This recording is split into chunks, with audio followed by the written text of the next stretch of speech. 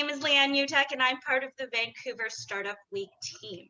I would like to take a moment to acknowledge that we are all here and grateful to be virtually gathered on Indigenous land, regardless of where you're joining us from today. I'm privileged to live, work, and play on the traditional, ancestral, and unceded territory of the Musqueam, Tsleil-Waututh, and Squamish people. First off, I'd like to thank you for joining us for VSW 2021, and welcome to this morning's session, The State of the BC Tech Sector, hosted by our sponsor, Switchboard PR. This session today is part of our VSW Founder Track, and we are happy to have that track proudly supported by Sage Accounting. Sage knows that you didn't start your business to become an accountant. Sorry to any of those accountants in our audience today. Sage Accounting keeps you Sage Accounting keeps your business organized and running smoothly by helping you track your cash flow, send out your invoices, and get paid quickly. Visit the Sage Accounting booth to access free guides and templates for starting your business finances the right way and access an exclusive VSW discount if you're ready to finally switch from Excel. I'd also like to take a moment to once again thank our sponsor, Switchboard, for being such a great event partner and sponsor. Vancouver Startup Week could not happen without the continuous support of our community of sponsors. As a reminder, during this session, all throughout, be sure to post your comments in the chat within the Whova platform, post your questions in the Q&A also within the Whova platform. You can upvote those questions and we'll ensure that they are incorporated, as many as we can through the session. Without further ado, I'm going to pass the microphone over to our moderator, Kathleen Reed, and we'll begin the session. Thanks, Leanne, and thanks to all of the Vancouver Startup Week volunteers. Your hard work and dedication goes noticed. This is a totally volunteer run event, so I think that's worth shouting out. Welcome, everyone. We're going to dive right in. I'm Kathleen Reed. I'm the founder and managing director of Switchboard Public Relations. We've got a great panel here for you today. We're going to talk about our tech sector, what it's doing well, where there's some challenges and areas for us to improve, what the future looks like for one of our province's fastest growing industries. And I'm going to quickly introduce our three panelists. You heard us chatting a little bit beforehand, and I'm just going to have the panelists wave when I introduce you for people at home so they can put a face to a name. So first, we have BC Government's Parliamentary Secretary for Technology and Innovation, Brenda Bailey. Then we've got the CEO of the BC Tech Association, Jill Tipping, and an accountant by trade. So there we go. And then we have Ray Walia, the CEO of Launch Academy. Fantastic. So we've got a great panel for you today. As Leanne mentioned, please make sure that you put questions in Whova, upvote them as you can, and we will take audience questions throughout the session. So we'll do our best to get to as many of those as possible. So we're on Friday. It's been a short week. It's the last day of the Startup Week, and BC Place is going to be lit up in Vancouver Startup Week's colors tonight. It seems fitting that we open today's conversation with a positive outlook on the tech sector. So Parliamentary Secretary Bailey, let's start with you. In your opinion, what's our tech sector doing really well? Well, good morning, everyone. It's really nice to be here with you, and congratulations on the whole week. It's exciting that you've reached Friday. I can't tell you how excited I am about the growth that we're seeing in the tech sector in British Columbia. Just to share a little bit, I've been in the tech sector for about 20 years, and I've been in politics since October. So my hat kind of lies over on being an entrepreneur in the tech sector and then running an organization that supported tech companies. And I've really watched the transition of our sector over time. And I read a wonderful article this week about the question of, historically we see growth and then we see shrinkage, we see growth and shrinkage. Are we a boom and bust economy? Is this time for real, the growth that we're seeing? And the author of the article and myself, I think this time it's for real. The growth that we're seeing right now is really positive. We've seen about 8,000 jobs in the past year by some accounts. And it's exciting also because it's not just in one particular area in the tech sector.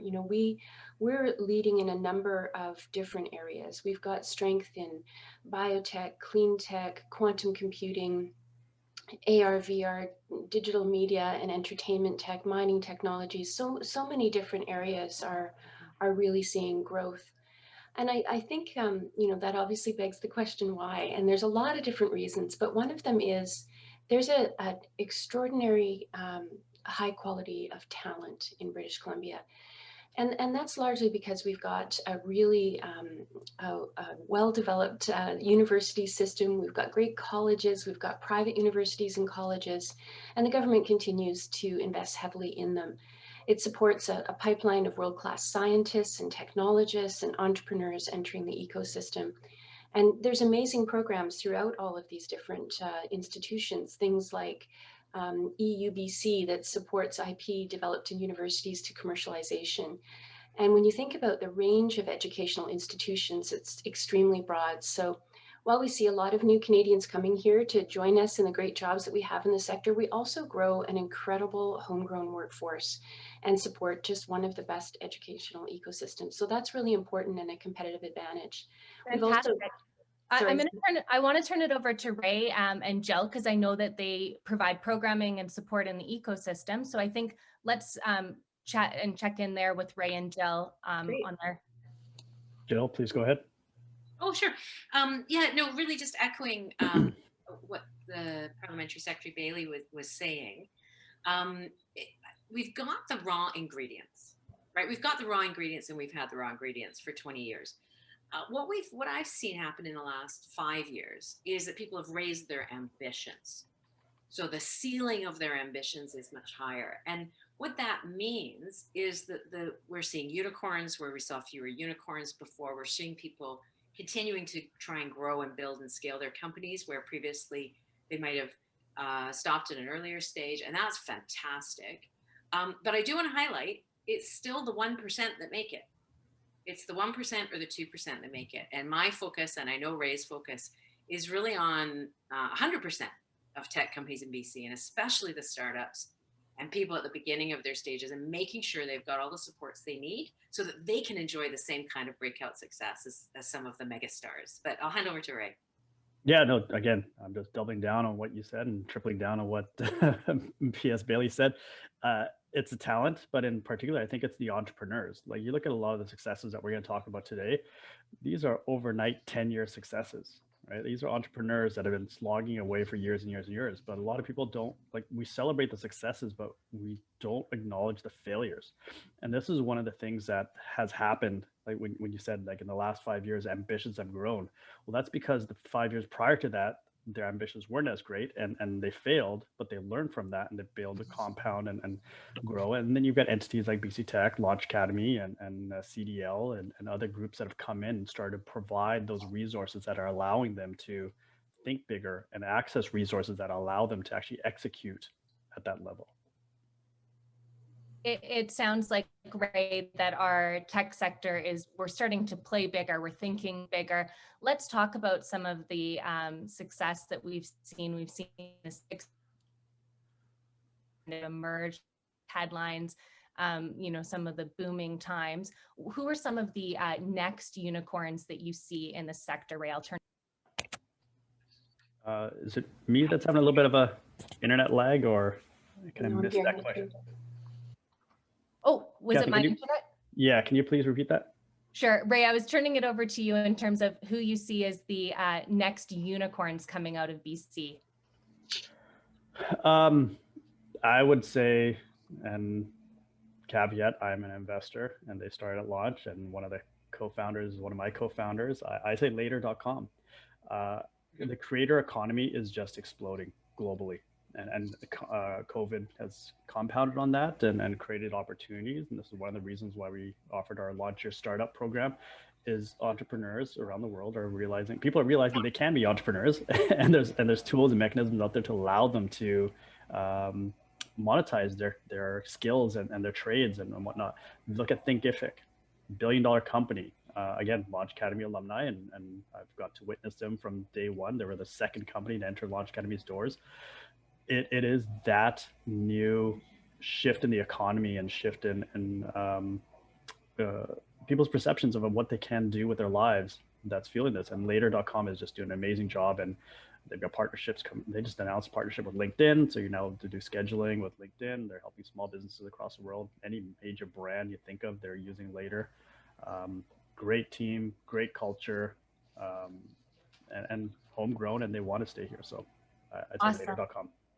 Those are great, Ray. Parliamentary Secretary Bailey, any unicorns that you see that we should watch? Who's on your must-watch list?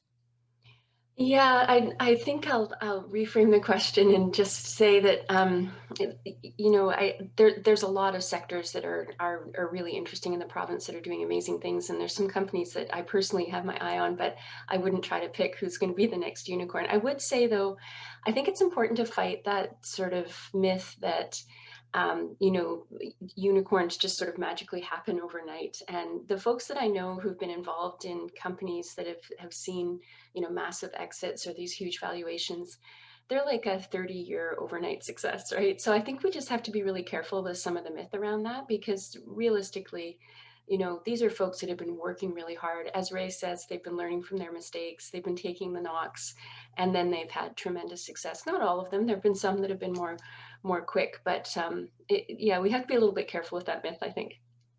Let's talk about that, because I think sometimes the headlines make it, you know, look like everything's rosy and there's all these unicorns and rainbows and sunshine in BC's tech sector. So let's talk about some of the challenges that we see. We've talked properties, you know, there's quite a diversity in terms of the subsectors of tech that we're seeing. Jill, I'll throw it over to you and then anyone jump in. What are some of the challenges that we see?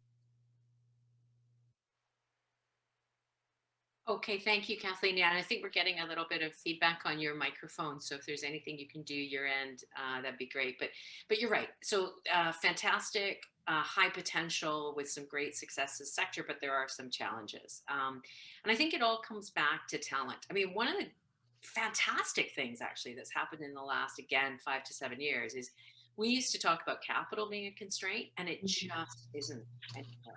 There is so much capital available. We're seeing record-breaking quarters in terms of how much capital is available and being invested at the early stage, at the mid stage, at the later stage. So capital is kind of no longer a limitation on growth, but talent still is. So with talent, it's both the raw supply of talent, but it's also the very particular kind of talent, the senior experienced talent that has successfully scaled a company before. Now, I'm excited about this right at this moment in history because we're starting to see that strength in that ecosystem, and over that 20-30 year time frame, we've started to build people who've been successful, but also people who've learned from their failures, as Ray says. And so it's that rich ecosystem of senior talent and senior mentors that are willing to give back. And that is a real hallmark of this ecosystem in particular in BC, and specifically in Vancouver, in the lower mainland, where those who make it hand out, they put their hand out to the next generation and say, how can I help? How can I support you? So I think the way that the private sector and the way that the BC's successful tech companies and successful tech leaders give back to the next generation is going to be our secret sauce for the future, because industry helping itself is what's driving the tremendous success that we're seeing today. And if we can bring more resources to the table, perhaps some public resources to the table, then we can do even more, and we can have, you know, more than 1% of companies making it. But Ray, maybe I'll hand over to you just for you to sort of pick up on that theme, because I know that's a hallmark of the launch programs, right? Is that learning from those who've already come before and made it. But do you see that talent and senior experienced talent is the biggest constraint on growth? Oh, you're on mute. Well, that was a waste of a joke. No, I totally agree. And I think the challenge I see is global awareness. It's never been harder to be a Canadian tech company. People understand tech. People understand being in Canada Canada itself has never had a stronger brand in the world, but it's never been harder to be a Canadian company getting awareness at a global level. And there's two factors to that. One is media coverage. We don't get enough international media coverage. And the second one is we ourselves are just mentally too Canadian. We're too polite. We don't want to boast about ourselves. We always tell our companies, be more American, get out there and pound your chest. Nobody's going to sing your praises other than you. And you have to get out there and build awareness. And to your point about attracting that senior talent, we need to build awareness that there is a thriving tech ecosystem here in British Columbia, in Vancouver in particular. I know there's a big province, there's Prince George, there's Kelowna and Kamloops. But to be honest, when you, like I travel around the world, I speak on stages on the world, when I tell people, yeah, there's a thriving tech ecosystem, innovation is just blowing up in Vancouver, you need to be here. People are like, yeah, I know Vancouver is beautiful and I want to go there for my vacation with my family, but I would never dream of having a career there. What tech companies do you have? And then you start rattling off. I didn't know that was a Vancouver company. I didn't know that was a Vancouver company. I didn't know there was that many people working at Amazon in Vancouver. So we don't talk about this enough at an international level. And if you want to attract those senior executives that have that experience, that are essential for taking our BC companies to that unicorn level and able to scale and grow them, you need to be able to convince them that there is a thriving environment for them to build their career, because one company attracting them is not enough to convince them to move their family here. But knowing that, okay, if it didn't work out for me at XYZ company, I could go to Thinkific, I could go to Microsoft, I could go to Apple, I could go to Clue, or Julie just raised 90 million. I could have myself a really good position there and be on this upswing with them. You need to have this dialogue out there at an international level. And that's, I think, a big challenge that we're trying to grapple with right now, but it takes a concerted effort to really get that going. Absolutely. I've dropped my camera, so hopefully you're able to hear me better. I'm not sure why I'm having internet issues. Of course, this would be the day. I do Zoom and Teams and all the platforms all the time. I've made sure my husband's not playing any video games. We'll see what is happening. I want to segue into a question that's come in through the group. With respect to talent, this is from Salima. With respect to talent, I have heard that the big tech companies are poaching new young talent, offering 100K plus starting salaries and stock options. How can other, smaller BC tech companies compete with that? And Jill, I'll throw it over to you because I know you've spoken about this before. What does it look like in the ecosystem when we are seeing some of these bigger companies join in BC? And what does that look like? Okay, so picking up particularly on Salima's angle, which is, how can small companies compete? So I would say I see a thriving tech ecosystem as having a wide variety of companies of all sizes. It's great to have startups, it's great to have medium-sized and scaling companies, and it's great to have majors as well. You can learn things at those companies and get global experience, and that's useful. And today, very few people will join one company and stay with it for their entire career. So this concept of taking what you can from different situations and learning from it, I can tell you, and some of my best friends are major multinational tech companies, but plenty of people who work there and love it for a time, and then say, I wonder what it's like to do something else, to do something different, to do something entrepreneurial. And they can be a really rich source of this senior experience talent for startups. So what I always like to say is there's room for everyone. Let's remove the resourcing constraints, because if we remove that, then there's room for everyone and there's room to grow the pie. And then let's just make sure that we put in place some supports for our startups, our small and medium-sized companies, so that the BC born and bred and determined to stay forever tech companies don't get squeezed out. And the best way for us to do that is to surround them with the support services, the accelerator programs, the incubator programs, and the senior experience talent that you can sometimes buy. I like to say that accelerator programs are a little bit like employees as a service.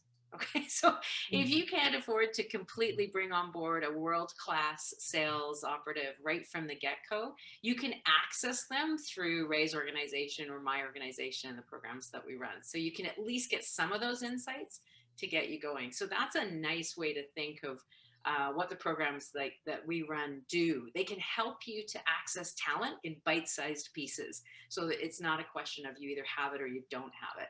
you can get it on an incremental basis. But I understand the concern, Salima. I think there is room for everyone, but we have to make sure we support the small guys. And I'll be honest with you, I like it when tech salaries are high.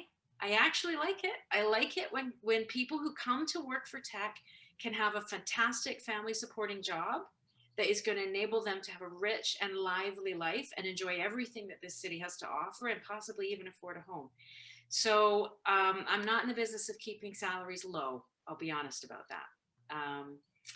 Who else would like to? I would just hit on that. So I got two things to say here. One on the salary side of things. One of the challenges that you have with BC companies historically is they haven't raised enough capital. Like when you go to the Valley or you go to other markets to raise money, your threshold of how much you're raising is far under what a local company was raising in New York or San Francisco. And part of it is because of the operational costs. You don't need as much money, so why dilute yourself?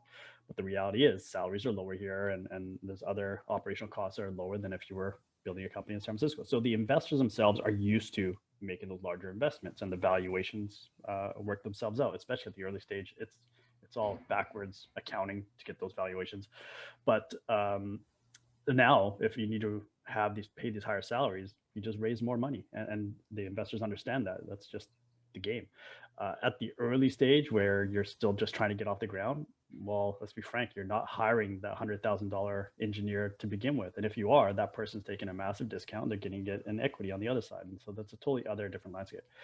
But what I really want to hit on here is that like the tech ecosystem is an ecosystem. People don't like that word, but it is. It is a multi-layered entity that each layer depends on and thrives off each other. So if you think about the planet Earth, the ocean, the forests, the birds, the moon, like all those elements play a part in keeping this global ecosystem alive. And it's the same thing in the tech sector. You have to have multinationals in the market to be those anchors, to draw that talent. Again, you look at Mobify, great company, awesome founders and Igor and Jonathan and at a global scale, they were doing some great things, but would they as an entity be large enough or popular enough to attract talent from Romania, from Singapore?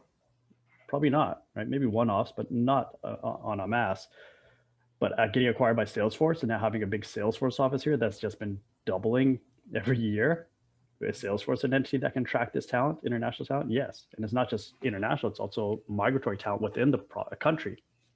And so to your point, Jill, like those people will come to Salesforce. They're going to learn so much. They're going to build a network. They're going to get access to resources that they wouldn't get at the small companies, but they're going to trickle down because I don't know anybody that wants to work at Amazon for the next 10 years, but they'll go there, learn all these things, and then they'll drop down to Thinkific. And then from Thinkific, they'll go to Clue. And then from Clue, they'll go to Silicon Sisters and then help build these companies and have a stronger position at each level. And some people won't. Some people want that lifestyle and they're happy with that large salary and having their weekends and evenings to themselves. And that's the multinational life, right? So you have to have this fine balance to really be a global ecosystem that competes at a global level. Yeah, and I would just add everything. I agree with everything you said, and I've spoken to many people who really like that ebb and flow, and even talking to, yesterday, some co-op students who design their co-ops so they get both experiences because they're really different experiences and really valuable for different reasons. So I agree completely that it's really an important part of the ecosystem. The training that you can get at a large tech company that you can take out and use as an entrepreneur is incredibly valuable, vice versa. So I think it's a really important part of our ecosystem, and we're happy to have them here. Fantastic. And on the note of ebb and flow, how, for our audience, for those who are in the startup space or maybe aren't in the tech sector, how could you get involved to find careers in the tech sector? What does it look like to get involved in this ecosystem? I'll throw it over to you, Ray. Well, there's no shortage of opportunities. I think there's thousands and thousands of jobs. Almost every company that we talked about right now, they're raising, or so that have raised money, they're hiring. That's one of the things I tell people when they say, "Oh, well, where should I look for jobs?" Go on TechCrunch, go on BetaKit, go on TechCouver, go on Vancouver Tech Journal, read the articles. Who just raised money? Guess what? They're hiring. TechCouver's got a great job board. Go to meetups. I know it's not quite possible right now, but hopefully we're going to be back to those fairly soon. And as much as we're looking at this hybrid work environment, do not discount in-person events. Humans are creatures of connectivity, and they need to have contact in person. So we're still going to see those happening. And Traction Conference is coming back next year as well. We don't know where yet, but we're trying to find a venue and get that going. So definitely get out and talk to people, let people know that you're looking, and identify companies that you're interested in. But more importantly, identify a sector that you're really passionate about, because we don't want employees that are just in it for 1 year, then out. Like you want to come in and make a difference. It's going to take some time. And doesn't mean that you have to have an immense tech background. You don't have to be totally tech literate. There's lots of programs that can help you get there, but that cross-pollination of talent from different industries, it's what really makes successful companies. Bringing somebody from the hospitality sector and understanding how customers behave to a SaaS company where there's just a group of engineers that don't actually understand human interaction and connectivity and human psychology, that can be very instrumental to the success of that business, just bringing that logic and that understanding into that organization. So don't be afraid to cross over if you're not in the tech industry, because frankly, every industry is going to be a tech industry now, or driven by some form or fashion of tech. Can I jump in next? I would say that now is probably one of the most accessible times I've seen in terms of how to get into the tech sector. There's a lot of support available right now. There's a ton of really wonderful programs that are focusing on bridging folks into the tech sector. The reality is, there's a shortage of workers, and that hasn't always been the case. And I think that it's a time where a lot of tech companies realize they can't leave folks on the sidelines, so there's a lot more openness to opportunities for diversification in the tech sector, and great programming to bridge people in. So you should maybe take a look at some of the supports that are provided through Innovate BC. There's some great programming there. I'm currently working on a program called the ISI, the Innovator Skills Initiative, which is being revamped to provide incentives for folks to hire folks that they probably, perhaps haven't looked at before, folks who've experienced barriers entering the tech sector, women, Indigenous people, people of color, folks with disabilities, people who are neurodiverse, and incentivizing tech companies to help these folks get their first job in tech. So there's a lot of really interesting programming out there right now. And I think also the move towards micro-credentialing is really, really important and powerful. And it's an interesting time in education generally, a move to just-in-time education perhaps. And, you don't necessarily have to invest in a four-year degree to join the tech sector. That's just not the case. There's a lot of other opportunities, and, RAISE is one of the really important ones. So I think it's a great time to come and join the tech sector right now. And I'll just plug another Launch Academy alumni, Lighthouse Labs, Coding Bootcamp, grown across the world or across Canada. Amazing job. Brain Station, another group that's got some great programming courses. Both of those entities really make it easy for you to feel comfortable in this new endeavor that you're going down and embrace the tech industry. So check them out. And a quick plug for me, we've also got some great programs that can enable you to access those programs, but at a discount.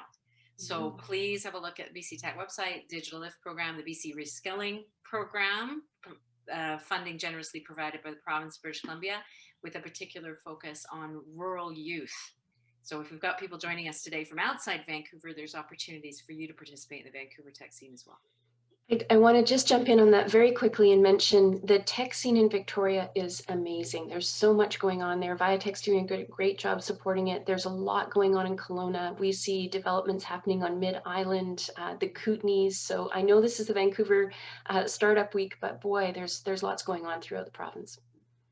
And let's just touch on, when people think about tech, sometimes they just think about careers in coding or, data analytics. Let's talk about some of the careers that we see in the tech sector. And I'll throw it over to you, Jill, first. When people think of a career in tech, what does that include? So I generally say that although technical skills are important and essential, that is not where you should start. you should start by thinking, what kind of energy and team do you want to join? Are you a creative problem solver? Do you enjoy collaborating with people? Are you endlessly curious about customers and what their problems are? Are you good at asking 5 whys? So when you say, what is your problem? And someone tells you what their problem is, you don't accept that at face value, but you keep digging. And why is that? And how does that cause problems for your business? If you like that kind of work, and if you are prepared to work hard and passionately and purposefully throughout your career, because this is not an industry where you get to put your feet up and relax after a little while. If that's what attracts you, get into the tech sector and we will find a way of getting you the skills that you need, because that is what this industry is about. It's about interesting, exciting teams tackling global problems and doing so in a way that's going to leave the planet better off. And I didn't mention coding once. Absolutely. Ray, anything you want to add there? Again, just be passionate about what you want to do with your life, and get involved with companies that align with your values and the trajectory that you see for yourself in your career, but also your family. Work-life balance is very important, but also be prepared for constant change. Tech sector embraces change. Tech sector is a catalyst for change. Crypto. Who knew about crypto 2 years ago? I've been in the space for quite a few years, but it's only become mainstream now. And now companies are starting to understand, okay, well, how does this play into our business? Is it something that's viable? Is it something that we should be preparing for or embracing? You look at work from home. Another thing, like how has work from home changed other industries? Well, what tech sectors are driving that? Again, we've talked about Thinkific and the opportunities they're creating for people. And you look at Zoom, and you look at how Dooley is using their platform to help salespeople that are now working from home without the same infrastructure that they had in the office, but they're empowered by these online tools. That's where you have to be able to embrace change and innovation, and understand where your skill sets come in to help not only accelerate that, but thrive, or help that company that you're working with thrive because of your skill sets you're bringing to the table. And again, I go back to cross-pollination of skill sets and experiences, bringing things and knowledge and experiences from one industry to another. Sometimes it's something that has been done for the last 10 years in your industry. You're like, yeah, that's just the way we do it. And you bring it to another industry and they're like, well, that's game changer. Why did we not know that you could do this, this, and this with these tool sets that are out there? Like, that's totally going to change our pipeline, our sales strategies, or whatnot. And so you'd be surprised what you can bring to the table. I always say, everybody's got something to teach. Everybody has something to learn. So don't be shy to share your experiences and bring it to the table. Absolutely. I would just add, the tech sector, it's not really a sector. Tech is everywhere, and tech-enabled jobs are everywhere. And so whatever experience someone brings to the table, there's probably a company working on that area right now. I often think that we forget artists. Art is such an important part. Digital art is a huge part of tech. Design is so important. Somebody is considering graphic design. We think about being, designing UI, designing interface. There's so much opportunity here. I do also just want to make a little plug for thinking about who trains in tech, because there's so many stereotypes that keep people out of our industry. And I find that really, that's an issue that I really struggle with. And I think we can do a better job at. One story that I like to share with people is I was speaking to a gentleman who's a prof at a university, and he designed exactly the same program. And he taught it, one, it was a design-based program, and the other one, it was a computer science program, identical program. In the design program, about 80% of the people who signed up were women. In the computer science program, same but men. Exactly the same program. And when he said to the women, you guys are doing exactly the same training that we're doing in computer science, they said, oh no, I couldn't possibly do computer science, right? There's stereotypes we have to challenge here. So I think that's a really important part when we think about, who joins tech and what jobs there are. You got to fight those stereotypes because it's malarkey. Perfect. And when we're looking around the world, Kathleen, if I could just do one more plug. Oh, go ahead. Emily Carr University. Yeah. Amazing programs. Totally. But a lot of people look at, well, it's Emily Carr, it's art. Yeah, but they got probably some of the best UI, UX people. Yeah. They're pumping out on a quarterly basis. And they have so many other programs definitely check out Emily Carr. Yeah. Also, 99% employment rate. Right? Yeah. Emily Carr on your resume, superb.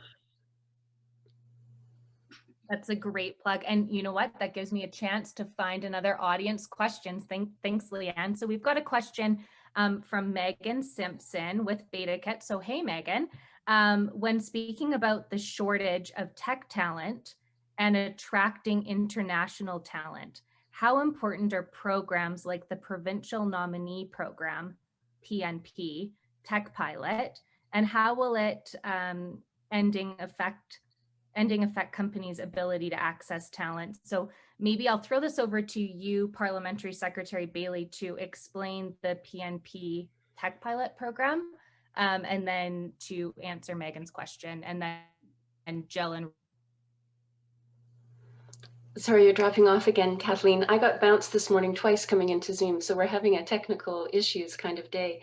So the PNP program is a pilot program that's meant to wind by the end of June, but I don't think it would be a fair representation to say it's winding up in June. It's sitting for a decision, and that decision has not been made. So I can tell you that from my perspective, there's been a lot of really strong benefits from that program. I'm not the person making the decision whether the program continues, but it's certainly important for us to look at attracting talent from abroad. It's a really important part of continuing the growth in our tech sector. And when talent comes, it's not just supporting the business, it's also the mentorship that comes with folks who are bringing us strong talent. And it's, again, the whole ecosystem gets fed by it. So I would just highlight its importance and say that to say it's at an end would be premature. I'll maybe just jump in there, Kathleen.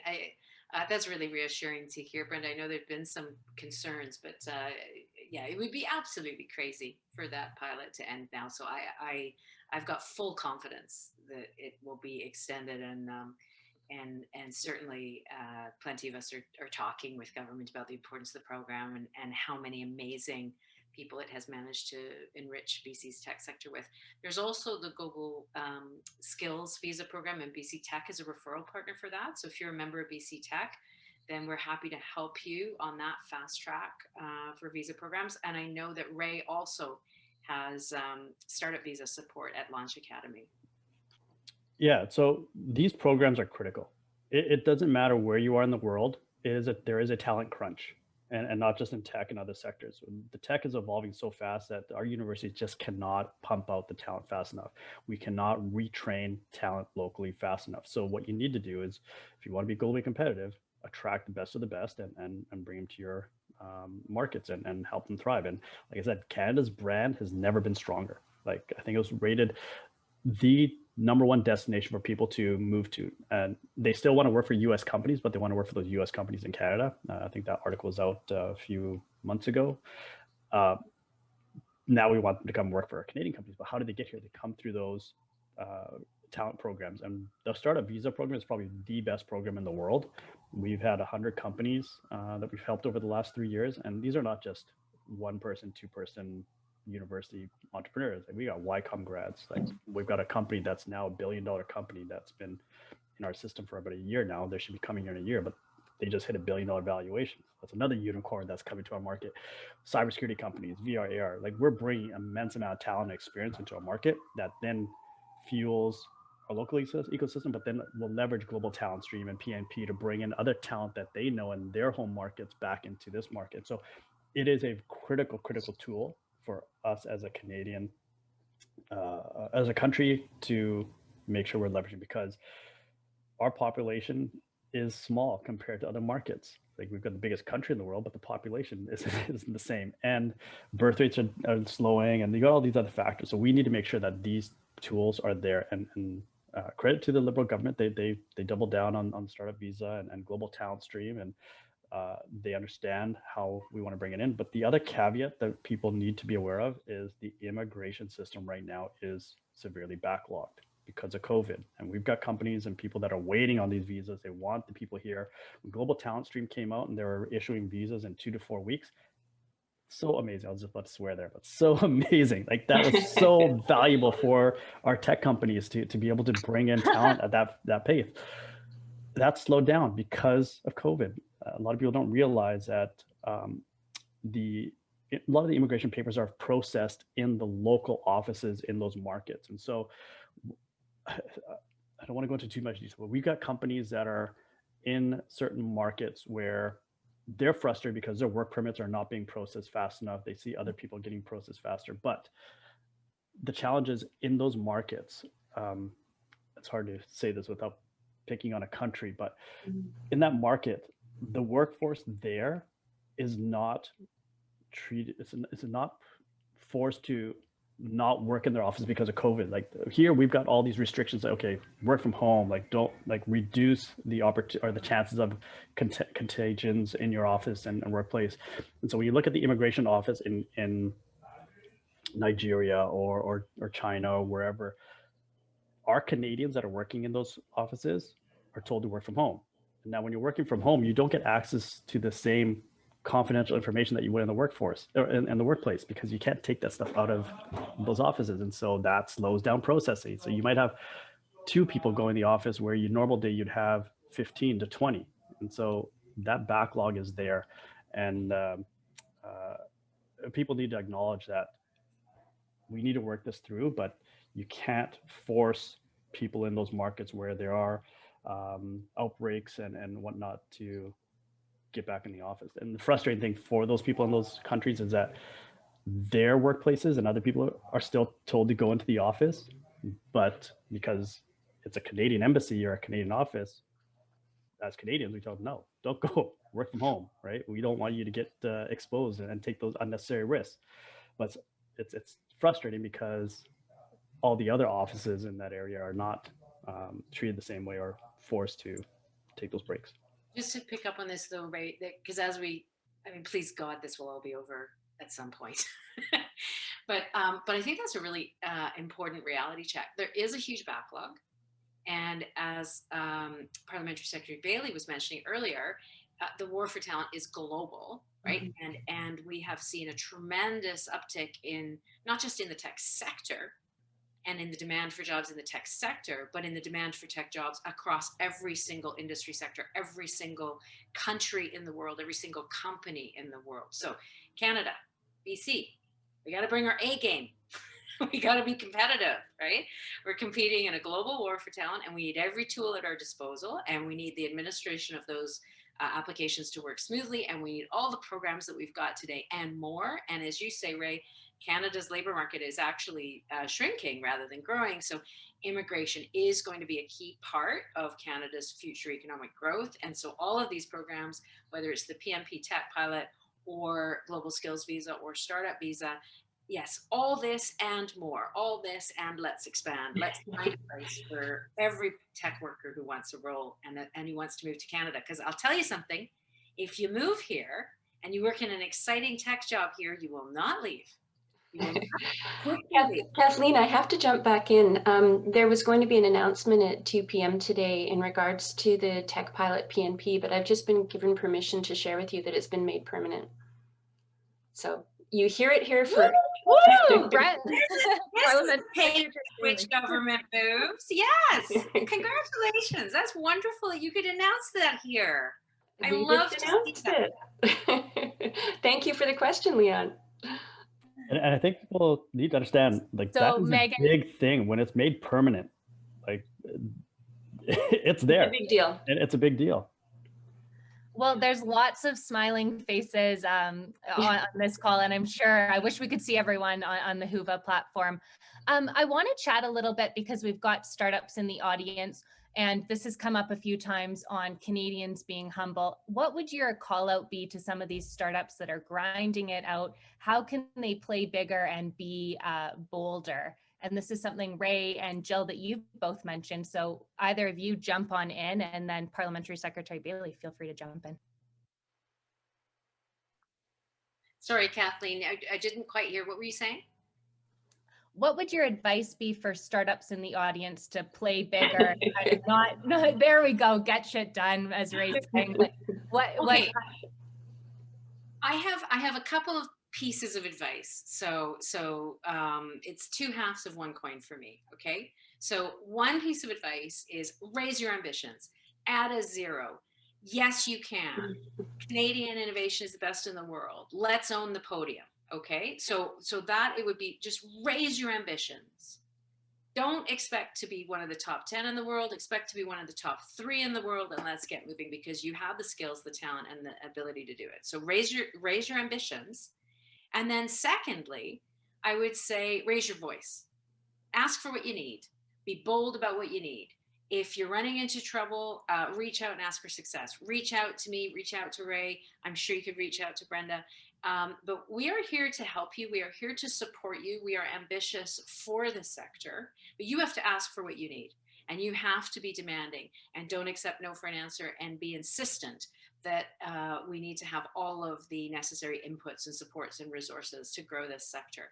Because if you raise your ambition, we will be there to have your backs and make sure you've got everything you need.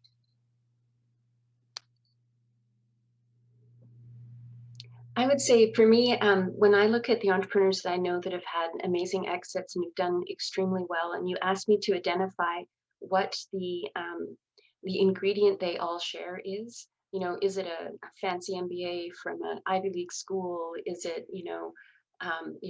starting with funding from a previous endeavor? The commonality that I witness is perseverance. It's just hell-bent determination. And I just can't, I can't say enough about how much that matters. Not giving up, taking the hits, working hard, keeping it going, believing in it, and just driving. I mean, when you hear about these, overnight successes that are 14 years in the making, there's someone behind that just isn't giving up. Yeah, to my little antic there, get shit done. Right? Do it. Just like, don't be afraid of failure. People will fail. Like every entrepreneur that you look at, they have failures in their pockets. And you look at Stuart Butterfield, Slack. Where did that come from? That came out of a failure, and it's a $15 billion success story. That you have to understand that thinking bigger, going out and being ambitious and trying to be global is going to come with its challenges. But that's what we do as entrepreneurs. And I think that's the other thing, is we don't respect entrepreneurs enough. Like you see these people get to the stage where, like Stuart, super rich, but people don't realize that he had his struggles and he has challenges, and he's had to commit so many things that normal people wouldn't be able to commit. But that's the entrepreneurial spirit, and you have to respect that. Entrepreneurs will go above and beyond for their companies and for their teams. Absolutely. But as they get successful, people forget that. Yeah. That's such a great point. And I know for many of the startups listening, you're in that grind, and some days you want to throw in the towel. So I think echo everyone on keep going, and you've got this. I want to give everyone a final moment to close on the classic question a reporter might ask you, if there's anything you want to add to this discussion. So just final closing remarks. Ray, will go to you, then we'll go to Parliamentary Secretary Bailey, and then Jill, and then we'll close it off and hand it back to Leanne. So is there anything you would want to add for the audience? Anything people need to know? Yeah, for the entrepreneurs out there in the audience, tell your story. Get out there, even if it's a small milestone. Like, put up a blog post, share it with media, see if they'll write about it. Like, we got some media in the audience. Megan did an awesome job with that article that I did press release about our $120,000 credits for our virtual incubator launchpad. And she reached out and said, hey, can we do an interview? And we kind of went into a long story, and it's a great article. Like, props to Megan, like she did a great job. But what I did is I gave them enough notice. It wasn't, hey, I've got a press release going out on Wednesday, so here it is on Tuesday evening. It's like weeks in advance, and gives them time to see if there's a story, if there's angles that they want to cover. And they do have a job to do. You have to respect that. But at the same time, give them the opportunities to share your story. Vancouver, Rob has been great. William Johnson's been killing it with Vancouver Tech Journal. Awesome. Plug, if you're on Clubhouse every Tuesday morning, 9 a.m., we do our Vancouver Tech morning coffee, talk about tech trends and stories. But get out there and tell your story. Like I said, nobody's going to do it for you. You have to take the reins and be the master of your own destiny. and celebrate the successes and respect the losses.